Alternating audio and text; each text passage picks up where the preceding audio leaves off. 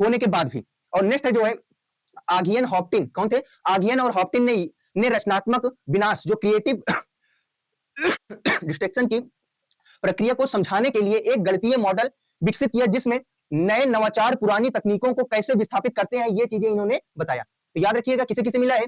Joel मोकियर को, और इसी के साथ मिला है फिलिप आगियन और पीटर हॉविट को मिला है किसका? अर्थशास्त्र 2025 का नोबेल पुरस्कार।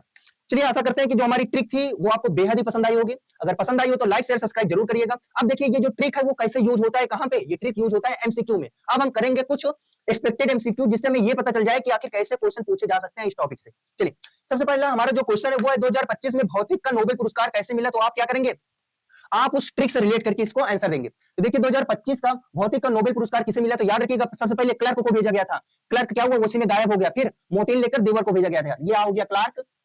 फिर देवर को भेजा गया, देवोर। और मार्टिनिस क्या हो गया? John Martinis. चलिए नेक्स्ट देखते हैं।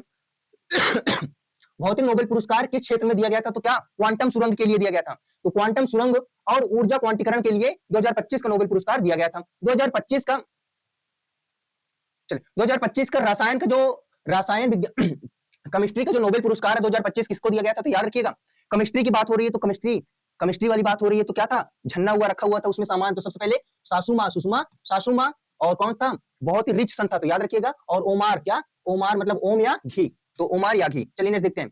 नेक्स्ट है मेटल ऑर्गेनिक, और किसके लिए मिला था केमिस्ट्री का? तो मेटल ऑर्गेनिक है ना, मेटल ऑर्गेनिक फ्रेमवर्क। तो क्या था? मेटल का एक फ्रेम रखा हुआ था, यहाँ पर रखा हुआ था और उसी पर क्या रखा हुआ था? ओम रखा हुआ था और घी रखा हुआ था। ओम और घी रखा हुआ था मेटल के किस पे? फ्रेमवर्क पे। चलिए तो किससे संबंधित है? तो याद रखिएगा किससे संबंधित है? ये गैस भंडारण स्वच्छ ऊर्जा से संबंधित है। ये जो मेटल ऑर्गेनिक फ्रेमवर्क है इसमें CO2 छन जाते हैं। चलिए नेक्स्ट देखते हैं।